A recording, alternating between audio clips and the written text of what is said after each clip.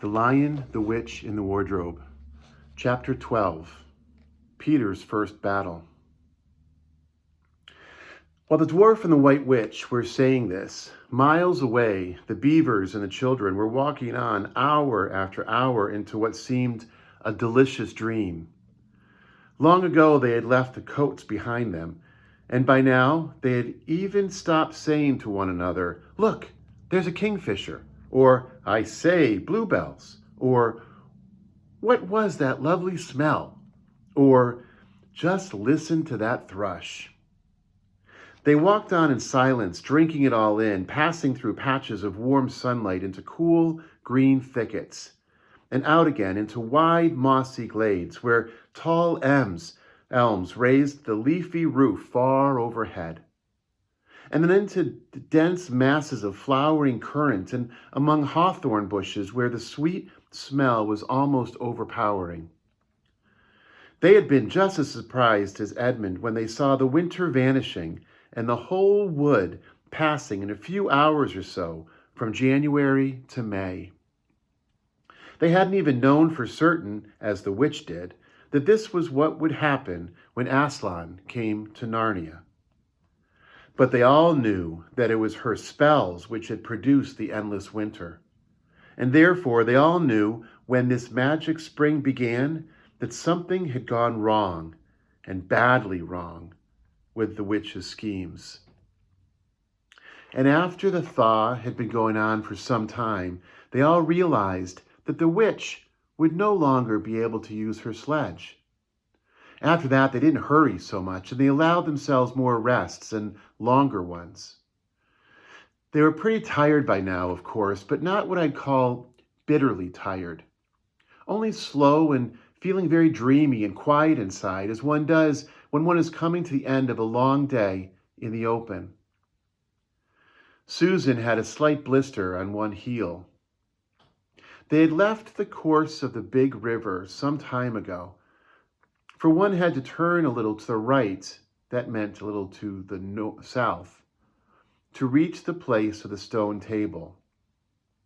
Even if this had not been their way, they couldn't have kept to the river valley once the thaw began, for with all that melting snow, the river was soon in flood, a wonderful, roaring, thundering yellow flood, and their path would have been under water. And now the sun got low, and the light got redder, and the shadows got longer, and the flowers began to think about closing. "Not long now," said Mr. Beaver, and began leading them uphill across some very deep, springy moss. It felt nice under their tired feet, in a place where only tall trees grew, very wide apart. The climb, coming to at the end of a very long day, made them all pant and blow. And just as Lucy was wondering whether she could really get to the top without another long rest, suddenly they were at the top. And this is what they saw. They were on a green open space from which you could look down on the forest spreading as far as one could see in every direction, except right ahead. There, far to the east, was something twinkling and moving. "By gum," whispered Peter to Susan, "the sea!" In the very middle of this open hilltop was the stone table. It was a great grim slab of gray stone supported on 4 upright stones. It looked very old, and it was cut all over with strange lines and figures that might be the letters of an unknown language. They gave you a curious feeling when you looked at them. The next thing they saw was a pavilion pitched on one side in an open place. A wonderful pavilion it was, and especially now when the light of the setting sun fell upon it, with sides of what looked like yellow silk and cords of crimson and tent pegs of ivory, and high above it, on a pole, a banner which bore a red, rampant lion fluttering in the breeze, which was blowing in their faces from the far-off sea. While they were looking at this, they heard a sound of music on their right. and turning in that direction, they saw what they had come to see. Aslan stood in the center of a crowd of creatures who had grouped themselves round him in the shape of a half moon. There were tree women there and well women, dryads and naiads as they used to be called in our world, who had stringed instruments. It was they who made the music. There were 4 great centaurs. The horse part of them was like huge English farm horses, and the man part was like stern but beautiful giants. There was also a unicorn and a bull with the head of a man, and a pelican and an eagle and a great dog. And next to Aslan stood 2 leopards, of whom one carried his crown and the other his standard. But as far as Aslan himself, the beavers and the children didn't know what to do or say when they saw him. People who have not been in Narnia sometimes think that a thing cannot be good and terrible at the same time. If the children had ever thought so, they were cured of it now. For when they tried to look at Aslan's face, they just caught a glimpse of the golden mane and the great, royal, solemn, overwhelming eyes. And then they found they couldn't look at him and went all trembly. "Go on," whispered Mr. Beaver. "No," whispered Peter, "you first." "No, sons of Adam before animals," whispered Mr. Beaver back again. "Susan," whispered Peter, "what about you? Ladies first." "No, you're the eldest," whispered Susan. And of course, the longer they went on doing this, the more awkward they felt. Then at last, Peter realized that it was up to him. He drew his sword and raised it to salute, and hastily saying to the others, "Come on, pull yourselves together," he advanced to the lion and said, "We have come, Aslan." "Welcome, Peter, son of Adam," said Aslan. "Welcome, Susan and Lucy, daughters of Eve. Welcome, he-beaver and she-beaver." His voice was deep and rich and somehow took the fidgets out of them.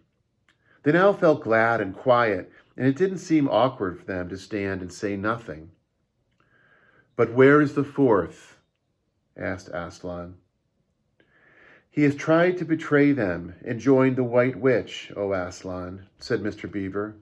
And then something made Peter say, "That was partly my fault, Aslan. I was angry with him, and I think that helped him to go wrong." And Aslan said nothing, either to excuse Peter or to blame him, but merely stood looking at him with his great, unchanging eyes. And it seemed to all of them that there was nothing to be said. "Please, Aslan," said Lucy, "can anything be done to save Edmund?" "All shall be done," said Aslan, "but it may be harder than you think." And then he was silent again for some time. Up to that moment, Lucy had been thinking how royal and strong and peaceful his face looked. Now it suddenly came into her head that he looked sad as well. But in the next minute, that expression was quite gone. The lion shook his mane and clapped his paws together. Terrible paws, thought Lucy, if he didn't know how to velvet them, and said, "Meanwhile, let the feast be prepared. Ladies, take these daughters of Eve in the pavilion and minister to them."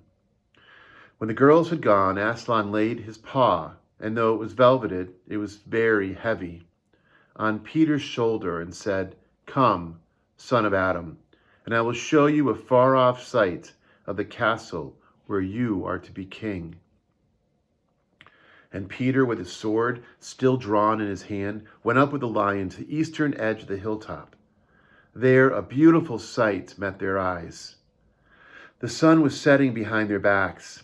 That meant the whole country below them lay in the evening light. Forest and hills and valleys, and winding away like a silver snake, the lower part of the great river. And beyond all this, miles away, was the sea. And beyond the sea, the sky, full of clouds, which were just turning rose color with the reflection of the sunset. But just where the land of Narnia met the sea, in fact, at the mouth of the great river, there was something on a little hill shining. It was shining because it was a castle, and of course, the sunlight was reflected from all the windows which looked toward Peter and the sunset. But to Peter, it looked like a great star resting on the seashore. That, O man, said Aslan, is Cair Paravel of the 4 thrones, in one of which you must sit as king.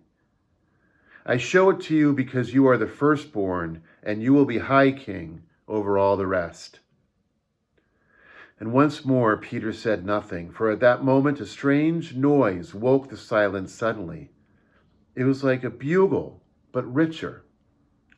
It's your sister's horn, said Aslan to Peter in a low voice, so low as to be almost a purr, if it is not disrespectful to think of a lion purring. For a moment, Peter did not understand.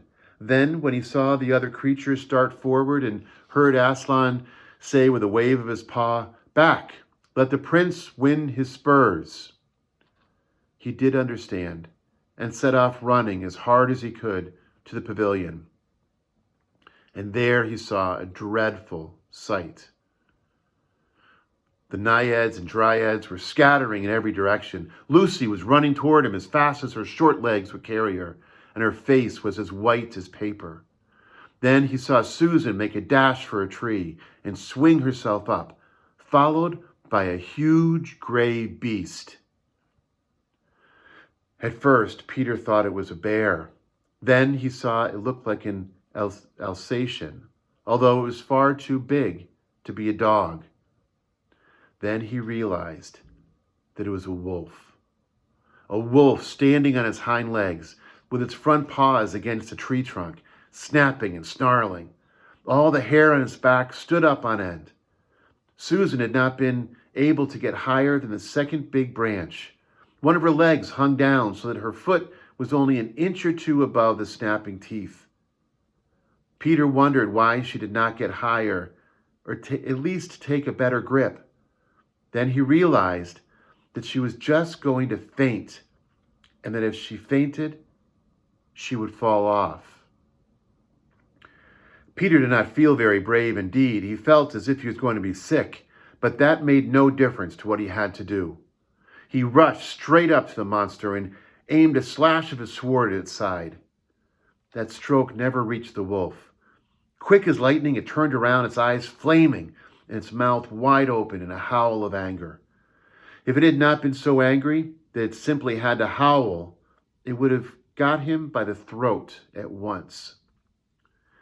As it was, though all this happened too quickly for Peter to think at all, he had just time to duck down and plunge his sword as hard as he could between the brute's forelegs into its heart.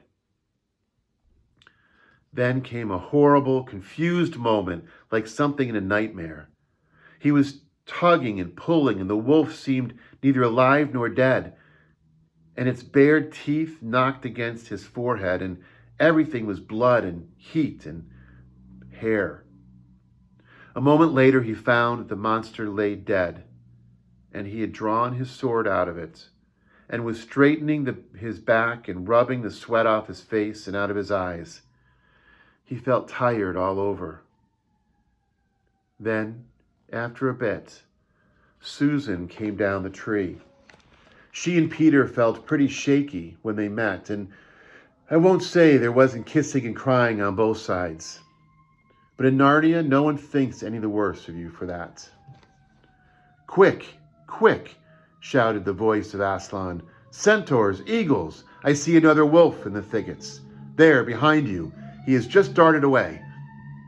After him, all of you. He will be going to his mistress. Now is your chance to find the witch and rescue the 4th son of Adam." And instantly, with a thunder of hooves and beating of wings, a dozen or so of the swiftest creatures disappeared into the gathering darkness. Peter, still out of breath, turned and saw Aslan close at hand. "You have forgotten to clean your sword," said Aslan. It was true. Peter blushed when he looked at the bright blade and saw it all smeared with the wolf's hair and blood. He stooped down and wiped it quite clean on the grass, and then wiped it quite dry in his coat. "Hand it to me and kneel, son of Adam," said Aslan. And when Peter had done so, he struck him with the flat of the blade and said, "Rise up, Sir Peter Wolfsbane, and whatever happens, never forget to wipe your sword."